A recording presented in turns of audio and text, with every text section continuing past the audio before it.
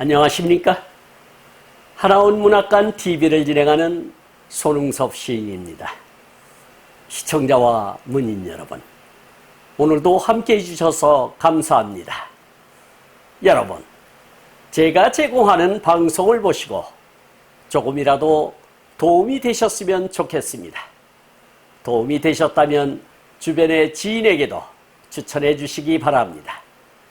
하나원 시인을 널리 알리는 것은 진행자의 사명이며 큰 보람입니다. 오늘 소개할 자서전은 나의 슬픈 반생기 챕터 27 솟아오른 민족감정을 소개하도록 하겠습니다. 솟아오른 민족감정은 1962년 7월 30일 사판으로 발행된 나의 슬픈 반생기 67페이지에 수록된 글을 근거로 방송하게 됨을 알려드립니다. 챕터 27 솟아오른 민족감정. 태평양 전쟁은 점점 그 전화가 일본 본토로 옮겨지는 것이 신문지상에 보여지는 것이었다. 그러자 애독하는 일본 아사히 신문은 청천벽력같이 제3독일 제국의 항복을 보도하는 것이었다. 하나의 피해 살자는 독일 민족 자체를 근저로 하는 제3국을 건설한 히틀러가 패망하였다는 것은 믿어지지가 않는 일이었다. 나는 병들었을 망정 나의 정신을 올바르게 지향 발전하여야 하겠다고 마음먹었다. 나는 인간을 질적으로 향상시키는데 전 목표를 두고 인간의 악적 요소를 도태 제거하면서 민족을 우수하게 우생 개선하려는 사람이 또 자기 나라 민족을 생신한 민족으로 개선 창조하는 지도자가 정말로 20세기의 지도자의 자격이 있다고 생각하였다. 이 인류의 숙제를 올바르게 해결하는 사람이야 정말로 인류에 대한 공헌이 있는 위대한 지도자라고 나는 확신하는 것이었다. 이러한 관점에서 볼 때 민족과 인류에게 가장 공헌이 있다는 사람을 아직도 나는 보지 못했다. 나는 나의 학생 시대를 통하여 민족주의를 신봉하게 된 까닭은 소위 내선공학을 한다는 미명을 내세운 이리 농림학교 시대부터였다.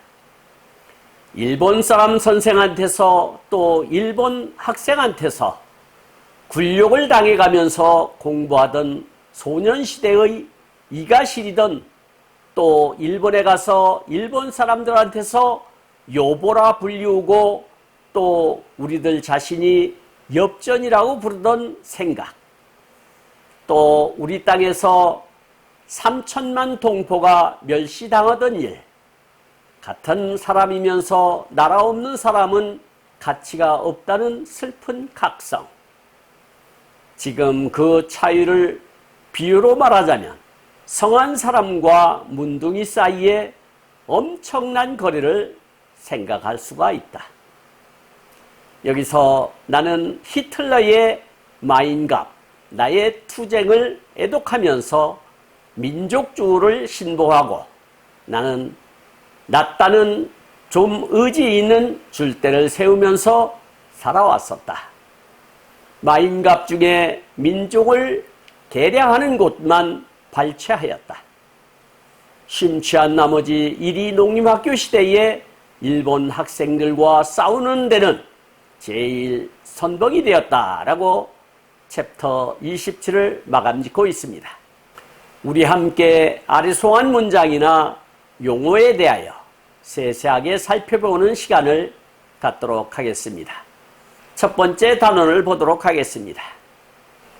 태평양 전쟁은 점점 그 전화가 일본 본토로 옮겨지는 것이 신문지상에 보여지는 것이었다.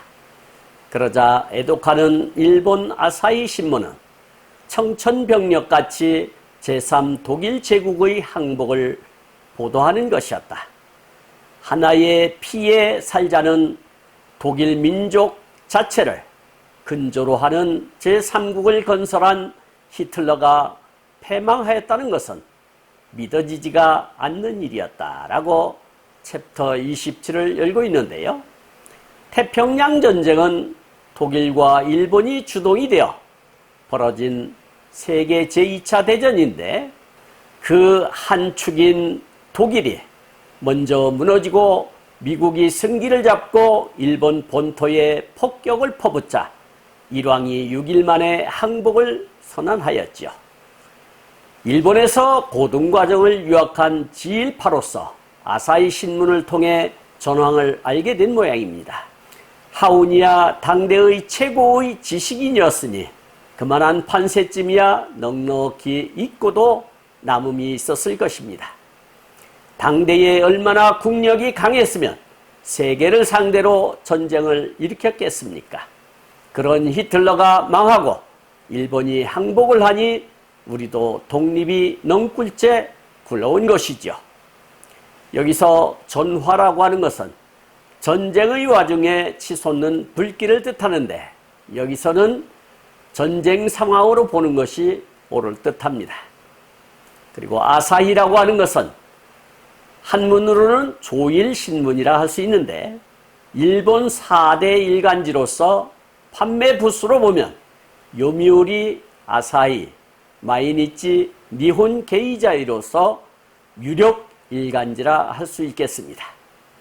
청천벽력이라고 하는 것은 푸르게 갠 하늘에서 치는 날벼락이라는 뜻으로 뜻밖의 일어난 큰 변고나 사건을 비유적으로 이르는 말이 되겠습니다. 항복이라고 하는 것은 상대편이나 적의 힘에 눌려 굴복함을 뜻한다 하겠고, 독일 민족 자체라고 하는 것은 독일 민족 스스로를 뜻하며 민족주의를 이르는 말이 되겠습니다. 그리고 근저라고 하는 것은 근본, 사물의 밑바탕이 되는 기초, 이런 뜻이 되겠죠. 그리고 히틀러는 아돌프 히틀러라고 하는데 20세기 초 독일의 정치가이자 국가사회주의 독일 노동자당의 당수를 지냈고 대통령의 지위를 겸한 총통을 역임했다 하겠습니다. 1914년 제1차 세계대전이 발발한 뒤 독일군에 자원 입대했다 하고 전쟁에서 패배하자 크게 낙담했고 이후 정치활동에 적극 참여했다고 합니다. 반혁명, 반유대주의 정당인 독일 노동당, 이후에 나치당에 입당한 뒤 총서기와 총리를 역임한 후 1934년 총통에 취임했다고 합니다. 1939년 9월 폴란드를 침공함으로써 제2차 세계대전을 일으켰고 1944년 연합군이 베를린을 점령하고 독일군이 패망의 길을 걷게 되었죠. 1945년 총통 관저 지하에서 아내와 함께 자살로 죽음을 맞이했다 합니다. 그리고 패망이라고 하는 것은 싸움에 져서 망함을 뜻한다 하겠습니다. 다음 단원을 보도록 하겠습니다. 나는 병들었을 망정 나의 정신을 올바르게 지향 발전하여야 하겠다고 마음먹었다. 나는 인간을 질적으로 향상시키는데 전 목표를 두고 인간의 악적 요소를 도태 제거하면서 민족을 우수하게 우생 개선하려는 사람이 또 자기 나라 민족을 생실한 민족으로 개선 창조하는 지도자가 정말로 20세기의 지도자의 자격이 있다고 생각하였다. 이 인류의 숙제를 올바르게 해결하는 사람이야 정말로 인류에 대한 공헌이 있는 위대한 지도자라고 나는 확신하는 것이었다 라고 기술하고 있는데요. 비록 몸뚱아리는 병들어 골방에 처박힌 벽장군자지만 머릿속에 들어있는 지식이 꿈틀대기 시작한 것이죠. 이 단원에서도 지도자다운 꿈을 꾸고 있다는 것을 엿볼 수 있는 대목이죠. 지도자의 자질을 운운하면서 자신도 그런 지도자가 되겠다는 다짐을 다지고 있는 것입니다. 지금 인류가 겪고 있는 현안을 타파할 수 있는 사람이 진정한 지도자라고 토로하고 있는 것입니다. 여기서 악적 요소라고 하는 것은 남을 해치려 하거나 미워하는 악한 마음을 가지는 근본적인 조건이나 성분을 뜻한다 하겠습니다. 도태 제거라고 하는 것은 적자 생존에 의해서 환경이나 조건에 적응하지 못하는 개체군이 사라져 없어지는 현상을 없애는 것이라 하겠습니다. 그리고 우생 개선이라고 하는 것은 좋은 형질을 보존하여 자손들의 자질을 나아지게 하기 위하여 조건을 바꾸는 것. 그리고 지도자라고 하는 것은 특정한 집단이나 사회를 앞장서 거느리고 이끄는 사람을 뜻한다 하겠습니다. 그리고 20세기라고 하는 것은 서기 1901년부터 2000년까지의 100년 동안을 이르는 말이 되겠습니다. 그리고 자격이라고 하는 것은 일정한 신분이나 지위를 가지거나 어떤 역할이나 행동을 하는 데 필요한 조건 또는 능력을 뜻한다 하겠습니다. 그리고 공헌이라고 하는 것은 힘을 써 이바지함을 뜻한다 하겠습니다. 다음 단원을 보도록 하겠습니다. 이러한 관점에서 볼 때 민족과 인류에게 가장 공헌이 있다는 사람을 아직도 나는 보지 못했다. 나는 나의 학생 시대를 통하여 민족주의를 신봉하게 된 까닭은 소위 내선공학을 한다는 미명을 내세운 이리 농림학교 시대부터였다라고 기록하고 있는데요. 하운의 지식인 눈으로 볼 때 아직까지 지도자다운 인물을 찾아볼 수 없었다는 것이죠. 이리 농림학교는 본래 일본인 자제들을 위한 학교로 설립하였으나 내선공학이라는 미명 아래 일본 학생 2분의 1에 한국 학생 2분의 1로 구성하였습니다.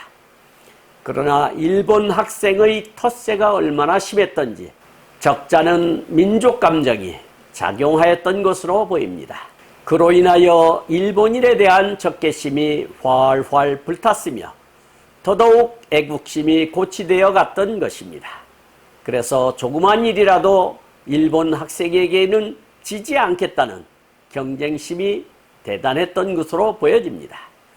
여기서 관점이라고 하는 것은 사물을 관찰하거나 고찰할 때 그것을 바라보는 방향이나 생각하는 입장을 뜻한다 하겠고, 민족주의라고 하는 것은 역사적으로는 자기 민족을 다른 민족이나 국가와 구별하고 그 통일, 독립, 발전을 지향하는 사상 혹은 운동이며, 정치적으로는 민족을 사회 공동체의 기본 단위로 보고 그 자유의지에 의하여 국가적 소속을 결정하려는 입장이라 할 수 있다 하겠습니다.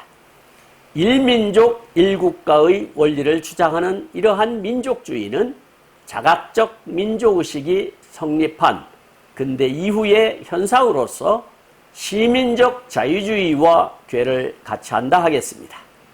그리고 신봉이라고 하는 것은 교리나 사상 따위를 옳다고 믿고 받듦을 뜻한다 하겠고, 내선공학이라고 하는 것은 일본식 용어로서 조선 학생과 일본 학생 반반으로 구성된 학급 편성 형태를 이른다 하겠습니다. 그리고 미명이라고 하는 것은 겉으로 그럴듯하게 내세우는 허울 좋은 이름을 뜻한다 하겠고, 이리 농림학교에 대해서 세세하게 알아보도록 하겠습니다. 1922년 5월 전라북도 익산시에 5년제 관립 이리 농림학교로 설립된 농림학교로서 농업진흥과 농림직 지도자 양성을 목적으로 익산시 마동의 잠업회사를 가교사로 하여 전국 유일의 갑종 실업학교로 출발하였다 합니다.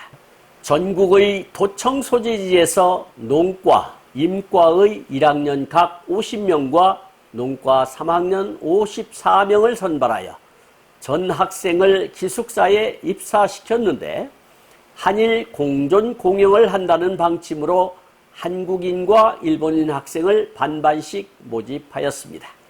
1925년 4월 관립에서 도립으로 이관되고 1931년 3월 수의축산과가 증설되어 3과에 15학급으로 편성되었다 합니다. 광복 전까지 졸업생 수는 한국인 1,050명과 일본인 999명을 배출하였다 하고요.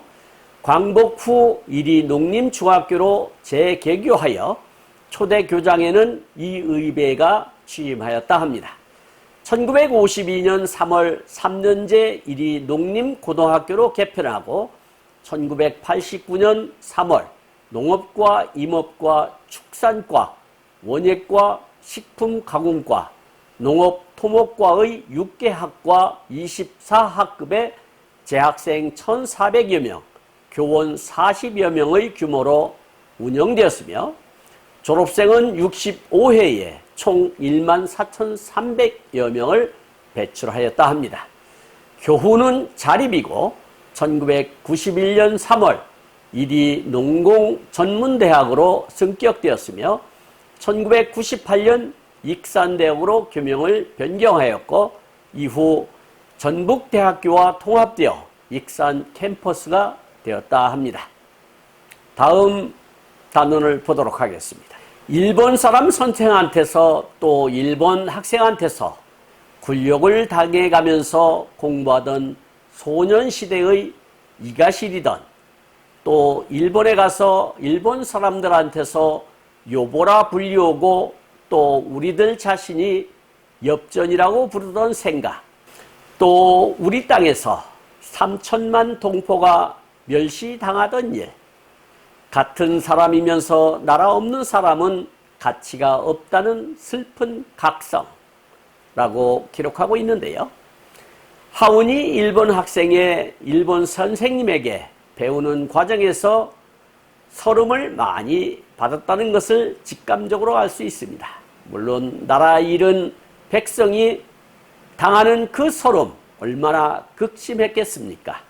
우리 친척집에 도부살이를 해도 당하는 서름이 책을 쓴 만큼 큰데 말하여 못하겠습니까? 일본 사람들이 한국 사람들을 향해 요보라 비하하고 우리들 자체도 얼빠지게 엽전이라고 스스로 비하를 하고 다녔으니 민족의식이 제대로 있다고 생각했겠습니까? 이러한 자세가 곧 애국파와 친일파를 구분하는 판별법의 근거라 할 수 있겠죠. 하운은 이러한 상황에서 아주 격분하는 애국파였던 것 같습니다.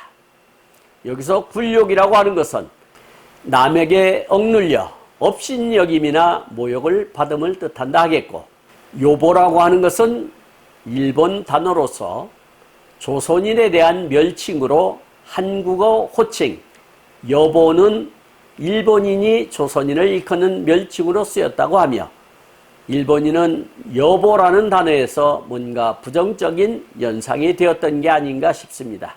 이를테면 조센징과 일맥상통하는 것이 아닐까 짐작해 봅니다.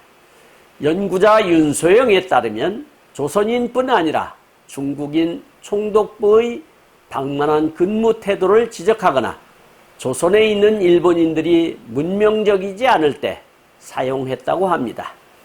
메이지 유신 시기부터 2차 대전 종전 시기까지 한국인을 비하하는 표현으로 널리 쓰였다고 합니다. 여보게, 여보시오 정도의 의미였던 조선어 여보를 희화한 표현이라 하겠습니다. 엽전이라고 하는 것은 김병길 주필은 엽전에 대하여 다음과 같이 해석하고 있습니다. 한때 엽전은 할 수 없다라는 말을 하는 사람들이 있었다. 한국인은 역시 안 된다는 뜻이다. 엽전이란 1905년에 있었던 옛 화폐 교환 때 그 값을 상실한 재래의 화폐를 말한다 하겠습니다. 그러니 엽전이라는 말은 곧 무가치하다는 뜻이다. 확대 해석하면 우리의 전통적인 문화는 물론 우리 민족까지 별 수 없는 존재라는 자학이 바탕에 깔려있다 하겠습니다. 라고 말입니다. 허나 필자의 생각은 좀 다른데 한마디로 황금만능주의에서 연유된 것이 아닐까 생각합니다. 그저 돈이면 앞뒤 안 가리고 굽신거리며 똥구멍도 핥아먹겠다는 자세를 두고 이런 말이 아닐까 싶어서입니다. 다음 단원을 보도록 하겠습니다. 지금 그 차이를 비유로 말하자면 성한 사람과 문둥이 사이에 엄청난 거리를 생각할 수가 있다. 여기서 나는 히틀러의 마인갑, 나의 투쟁을 애독하면서 민족주의를 신봉하고 나는 낫다는 좀 의지 있는 줄대를 세우면서 살아왔었다. 마인갑 중에 민족을 개량하는 곳만 발취하였다. 심취한 나머지 이리 농림학교 시대에 일본 학생들과 싸우는 데는 제일 선봉이 되었다라고 챕터 27을 마감짓고 있습니다. 하운이 겪은 성한 사람과 문둥이의 차별을 비교하자면 일본인과 한국인의 차별만큼이나 된다는 비교를 하고 있는 것입니다. 우리의 부모님이나 할아버지 시대의 이야기를 들어보면 일정 시대는 치가 떨린다는 말씀을 많이 하셨는데 지금 하운이 인간 모면스러운 학대를 받고 있다는 것을 토로하고 있는 것입니다. 하운은 제2차 세계대전을 일으킨 독일의 히틀러가 지은 책 마인갑 나의 투쟁을 정독하면서 민족주의를 선봉하게 되었다고 이야기하고 있습니다.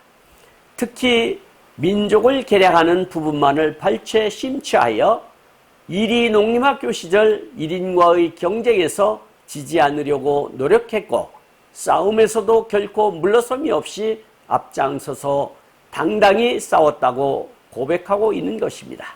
여기서 차위라고 하는 것은 사전에 나오지 않는 단어라서 정확히 모르겠지만 달을 차자의 자리 위자이니 자신이 처한 위치를 뜻하지 않을까 싶습니다. 마인감이라고 하는 것은 마인캄프를 이르는 말이 되겠는데 마인캄프는 아돌프 히틀러의 자서전 제목 나의 투쟁으로서 히틀러의 성장 과정과 초기 정치활동 홀로코스트의 바탕이 된 반유대주의적 사상을 담고 있다 하겠습니다. 1925년 출판되었다가 1945년 제2차 세계대전 종전과 함께 독일에서 출판이 금지되었다고 합니다. 여기서 줄대라고 하는 것은 줏대의 오타로 보입니다.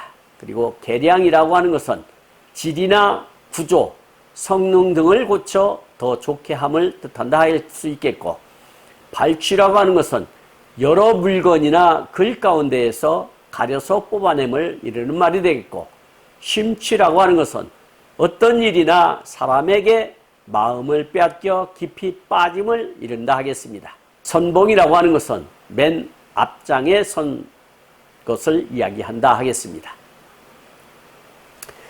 지금까지 함께 하신 시청자와 문인 여러분 감사합니다.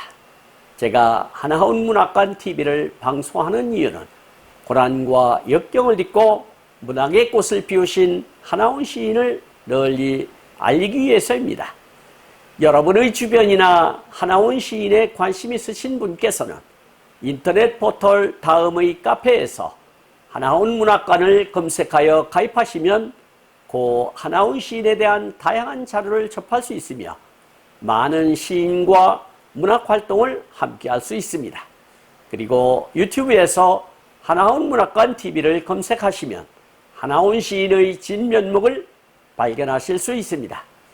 다음 제220화는 하나훈 시인의 자서전 나의 슬픈 발생기 챕터 28